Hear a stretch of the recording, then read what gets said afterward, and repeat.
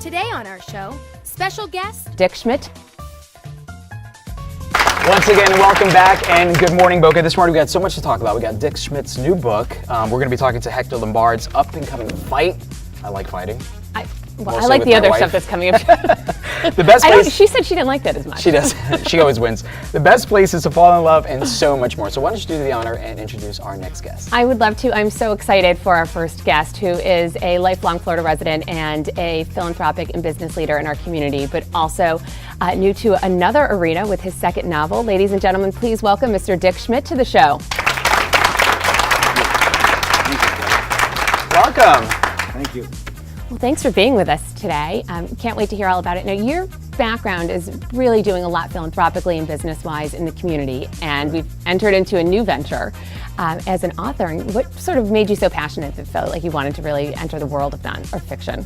Well, you know, that's an interesting question, Kelly. I think I've always enjoyed writing.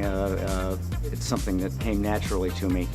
And I think many of us have felt that we had a book inside us someplace, but we never really find the time or have the energy or determination to get that book out.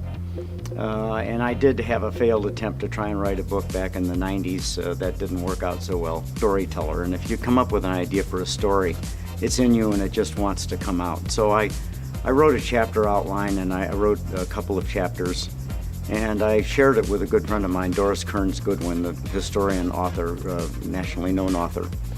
And she called me after she read it and said, "You have to write this book. This is a great book." That was my first book, The Boy and the Dolphin. She gave me such encouragement that that I took to it. And so I wrote the story and finished the book and went through the process of trying to get it published. And that became kind of onerous, so I decided to just self-publish it, because the publishing process takes a couple of years before the book gets on the market.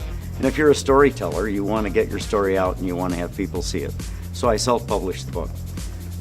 And it wasn't long, within a year, I came up with an idea for another story, which is in a completely different storyline, which is the book. Is that Memory Road? Now, which is this book here, Memory Road. Well, fantastic. It's a really action-packed, fast-moving book. Do you want to give us just sort of the brief synopsis? Don't give anything away. Yeah, don't give it away. We want people to go out and buy it and to read it, but can you tell us a little bit about the storyline? Well, I'll give you the genesis of the story, which probably, I think many of your viewers probably know of or have watched the show Homeland. Mm-hmm. And so we all know Saul Bernstein, the top-level CIA agent.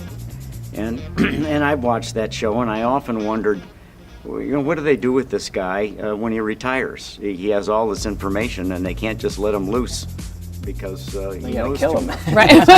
So I know Manny Pinkerton might not be so happy about that. So I thought, well, this would be an interesting storyline. What do they do with a guy who's a senior agent and he gets loose? And I said, let's complicate it a little bit. He's retired, and let's say he's in his early 70s, and he develops Alzheimer's. And what does the government do to contain him? Because they don't know who he's going to talk to or who he might run into or what he might say. And he would represent a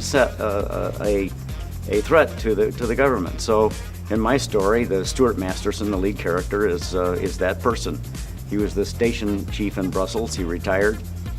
He ran operations throughout the Mideast and in Russia, and in cooperation with the Israelis and Mossad.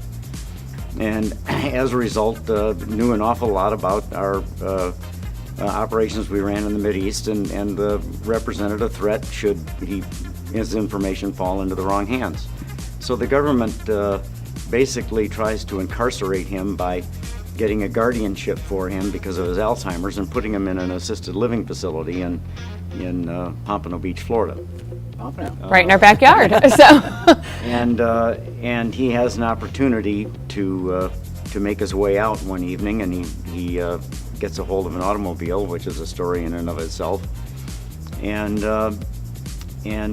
doesn't know what to do, but he knows he has a daughter in Maryland because she lives in the house that he gave her, the house he grew up in. And his older memories still kick in for him, so he decides he's going to set out to find his daughter, and she's going to help him. All right, well, I can't wait to check it out. I'm looking forward to reading it. I have my copy already, but for our viewers that don't have theirs, where can they find it and how can they get a hold of it? The book is available on Amazon, So readers can get it on Amazon, and I believe it's on most websites, Barnes & Noble and whatnot, on any of the retail sites that you can buy the book. It's also available in e-form, so you can download it on Kindle and or other e-readers that are available in the marketplace. Well, I'm looking forward to it. Guys, if you want to find out more information, the link is below. Thank you so much, Dick Schmidt. I really appreciate you stopping by. Again, we are here, American Heritage. We are live. Kelly? And we are going to be back soon. We love talking champions here at Good Morning Boca on Boca TV, and we have a great one up next for you. So stay tuned. We'll be back after this.